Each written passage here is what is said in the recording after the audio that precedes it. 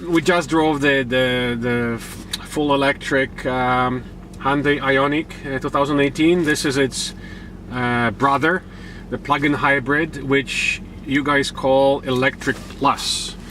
So the plug-in hybrid, the system horsepower is more than electric. So you have a approximately 100 horsepower 4-cylinder 1.6 engine, and then around 60 horsepower electric motor, for total system horsepower just over 160 horsepower.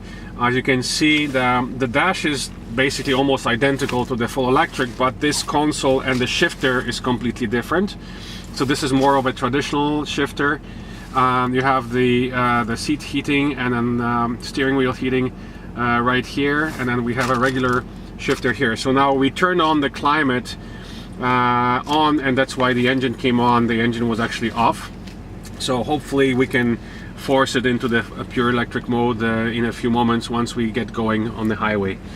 So we already have the information about the specs of this car and the pricing from our previous section on when we were shooting the full electric. So you can go back and watch that one for full specs and pricing on both of these cars. So now I'll just give you our impressions from how it drives. Technically, because it has higher total system horsepower, it should feel sportier than the pure electric, but it's not necessarily so, because again, the pure electrics have higher torque. Okay, so let's see what we can do when we change the mode buttons here. So hybrid mode is the first one. Electric mode, basically you have the two modes, hybrid or electric. So now I turn on the electric mode, but because the car is still warming up, it's still going to be biased towards the engine until the car warms up, and then it'll turn off. Mostly it'll go in mostly electric mode once it warms up. So now we can turn down the seat heater a little bit. The steering wheel heater is very good to have. Still have the shift pedals here, but the shift pedals here will probably have a different function than in the electric. In the electric version, the shift pedals have the function of increasing or decreasing regenerative braking, while here, there you go, it actually shifts gears. So it's an automatic transmission. Is it a 6-speed? I think it's a 6-speed transmission, right? Yeah. Now we're in sport mode. Yeah, as soon as we touch the shift pedals, it automatically goes into the sport mode, and again the color of the speedometer changes.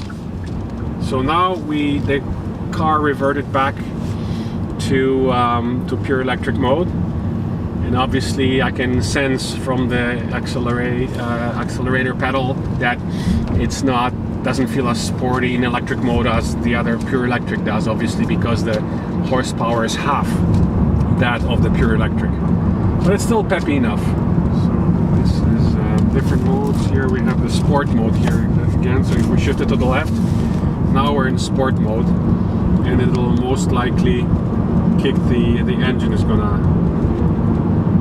come in to play.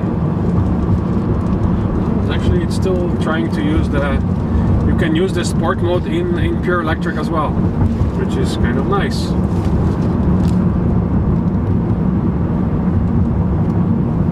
And now we'll try it says right here that we're in EV mode, EV Sport. So that you can, surprisingly enough, you can have the sport mode in both hybrid and EV, which is nice. So now we're in EV mode. The motor starts fairly quickly in the sport mode, which kind of makes sense. When you're in sport mode, you expect that you'll be able to take advantage of the full 160 horsepower. It almost feels like as if the electric motor was going through the same transmission gears as the gasoline motor. I can feel a bit of I can feel the shifting. So I'm wondering if that's the case. I'm sure we can read it in the brochure. Yeah, it's accelerating nicely, not as fast as the pure electric, but it's still achieving highway speed in very reasonable time, even though it's half the horsepower of the pure electric. So it's quite capable of reaching and maintaining highway speed, even in full electric mode, which is good to know. So this is again the base model because there's no sunroof, right? So the base model is does not get the sunroof or the leather seats. I can probably go straight.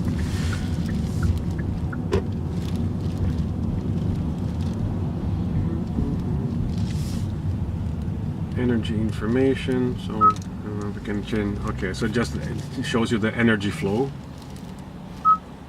We have PHEV display, EV range, navigation currently unavailable. Oh, okay, so basically when you press on the EV range, it shows you the map with a circle showing how far you can get in the EV mode. So because the navigation has not been initiated in this car, that's why it's not showing it. So basically probably you need that micro SD card to activate the navigation, right? Based on the battery size, which is 8.9 kilowatt hours, it's actually, by the way, it's smaller than the Sonata plug-in hybrid, because the Sonata is just over 10 kilowatt hours, where this is 8.9, so it's a smaller battery.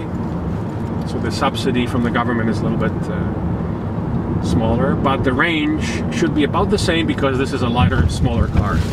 Still a very good sized battery. Should give you, the 8.9 kilowatt hour battery, and this car being very, very efficient.